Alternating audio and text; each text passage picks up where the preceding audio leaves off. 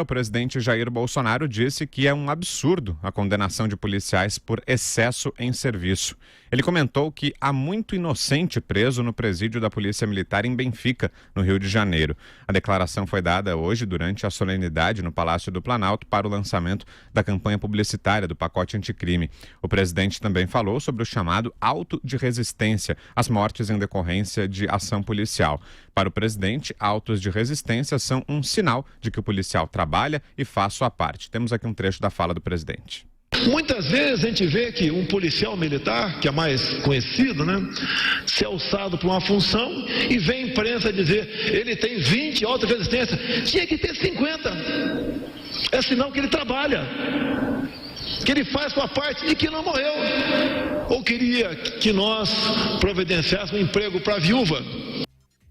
Em seu pronunciamento, o ministro da Justiça, Sérgio Moro, afirmou que ações executivas são importantes, mas as mudanças legislativas são fundamentais para que não só o governo, mas também o Congresso Nacional possam mandar uma mensagem à sociedade de que os tempos do Brasil sem lei e sem justiça chegaram ao final. Josias. Eu achei essa solenidade de lançamento da campanha sobre o pacote anticorrupção, anticrime organizado, achei uma solenidade crivada de ironias.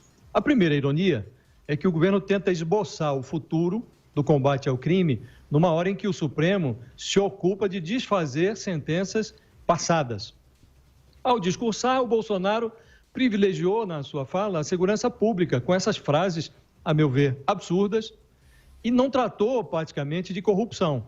Aí fica falando que não há culpados entre os presos, policiais presos.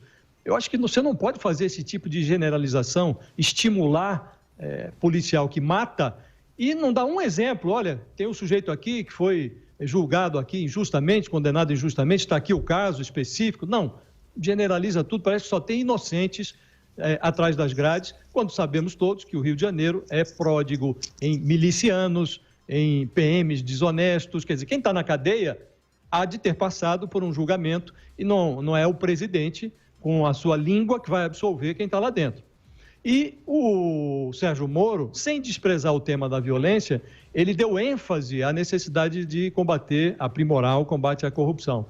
Os dois, Bolsonaro e Moro, falam de mudanças legislativas para aprimorar ações futuras, mas discursam num presente em que o Supremo age para desconstruir, desconstituir o passado. O Supremo quer atrasar o relógio dos processos e anular vereditos. Eu citava mais cedo no Jornal da Manhã uma frase que me ocorreu do economista Pedro Malan, que combina com esse cenário.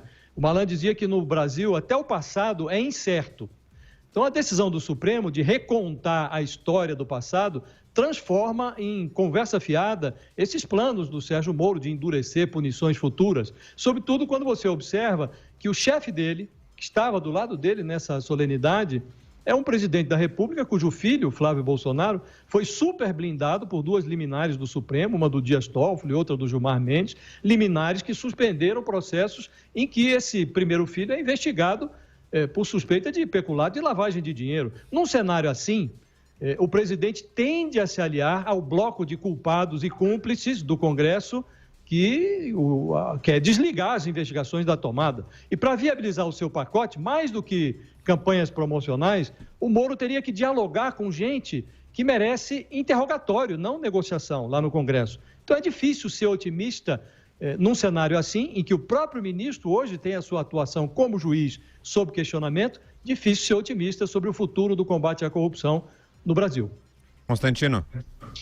Olha, em que pese os excessos da retórica do Bolsonaro, do presidente, eu acho que na essência ele está certo, eu acho que a solenidade foi interessante. O país está comemorando também mais de 7 mil mortes economizadas a menos, esse ano, 22% de queda, isso foi também mencionado, e isso tem a ver com mais repressão, policiamento e confronto. Enquanto que boa parte da imprensa, dominada por uma hegemonia um tanto progressista, a visão de direitos humanos, vamos lembrar que todo ano tem um Congresso em Foco e os jornalistas invariavelmente elegem a turma do PSOL como os melhores deputados, Então essa é a mentalidade vigente em muitas redações hoje. O PSOL, o mesmo partido que estava lá querendo obstruir a votação para agilizar a venda de bens confiscados de traficantes. Né? Uma afinidade incrível com o crime que essa turma tem. Então, é óbvio que o Bolsonaro representa como fenômeno, e em várias esferas, eu já disse isso antes, uma reação a tudo isso, uma reação aos excessos, de um lado, de décadas e décadas de presença maciça da visão esquerdista na academia, no jornalismo e por aí vai. Então, quando você está nesse ambiente, inserido nesse ambiente, você não pode ignorar esse contexto, né, de mais de 60 mil homicídios por ano, a imprensa, boa parte, focando nas mortes causadas por policiais, isso vira o destaque, né? Então, o presidente é uma resposta a isso, ele é quase um dedo do meio às pessoas que estão saturadas e cansadas dessa narrativa vigente. Então, é óbvio que há um excesso de retórica. É óbvio que não é legal aplaudir um policial que tem 50 mortes de bandidos no currículo em vez de 20. Isso não é o ideal. É óbvio que qualquer pessoa razoável consegue compreender isso numa conversa em condições normais de temperatura e pressão. Mas nós não estamos nesse cenário.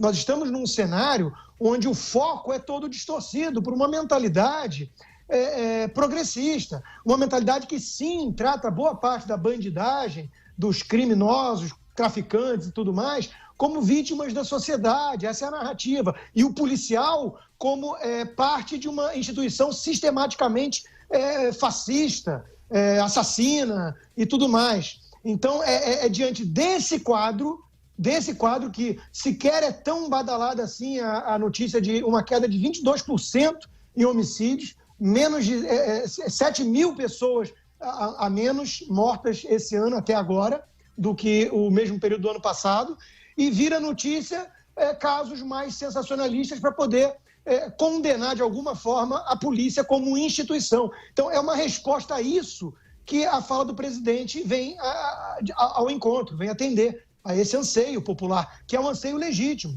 É um anseio legítimo. Eu acho que quem ignorar isso está fazendo uma análise, no mínimo, incompleta. Vera. Eu acho que é óbvio, como bem disse o Rodrigo, que não se deve comemorar policial que tem 50 autos de apreensão, autos de resistência, o que quer que seja, e que é óbvio que a gente não deve também dizer que saudar quando um policial é preso, quando um policial... Não devemos ficar em nenhum dos dois lados do caminho. Então, eu acho que contra uma narrativa, que seja ela hegemônica ou não, seja ela ainda hegemônica ou não, e eu acho que isso está mudando, não se deve colocar outra no lugar igualmente nefasta. Então, eu acho que é deplorável a fala do presidente da República, porque não deve partir do presidente da República a ideia de fornecer nenhuma catarse à sociedade que esteja de saco cheio ou não. O presidente tem de fornecer caminhos, tem de fornecer legalidade, tem de oferecer uma palavra de razoabilidade, racionalidade. Ele tem de trazer dados e racionalidade ao debate e não mais narrativa falsa e mais narrativa perniciosa, porque isso incute na sociedade um sentimento de vingança, de olho por olho, dente por dente.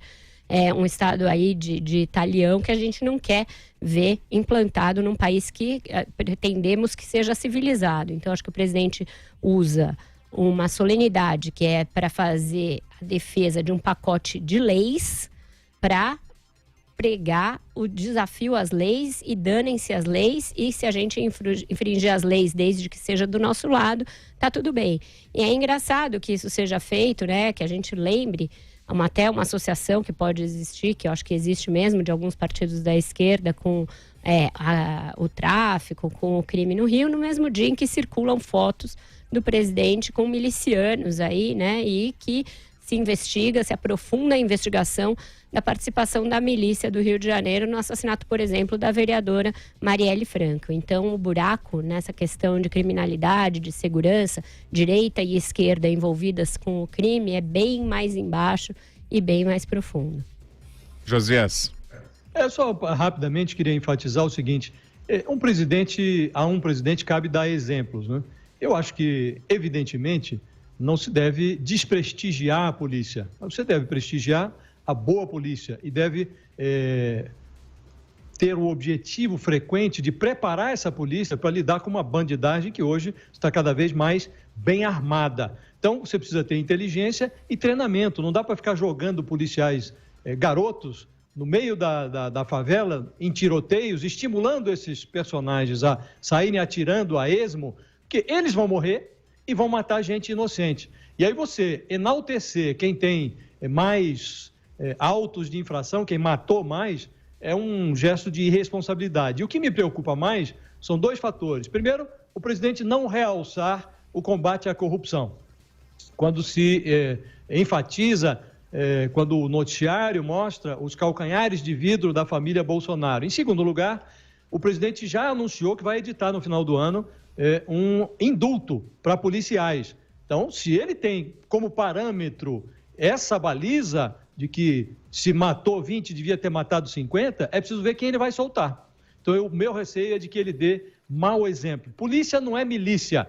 Polícia é polícia. Representa o Estado, tem que agir como Estado, bem treinada, atirar quando necessário, e a legislação hoje já prevê a autodefesa. Então, se o sujeito mata em defesa própria, isso já está contemplado na legislação, ele não é punido. Diga, Constantino.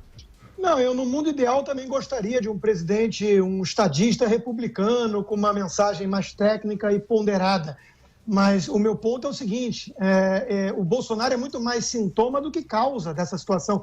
As pessoas estão saturadas, indignadas, cansadas e querendo partir para justiçamento, né? Para justiça com as próprias mãos. Isso é flertar com a barbárie. Então, ter um presidente que ao menos dê vazão a esse anseio, a essa angústia, né? É uma espécie de válvula de escape. Isso é melhor do que uma coisa meio banho-maria que ignora... Mas você acha que isso é uma válvula de escape ou isso é um acelerador de partículas para esse sentimento muito ruim da sociedade? Sem dúvida, um retroalimenta o outro. É que nem o Trump aqui nos Estados Unidos. Sem dúvida, um retroalimenta o outro. Né? Há uma polarização, um esgarçamento maior ainda, né? Essa coisa tribal, só que foi, em boa parte, alimentado pelo lado de lá.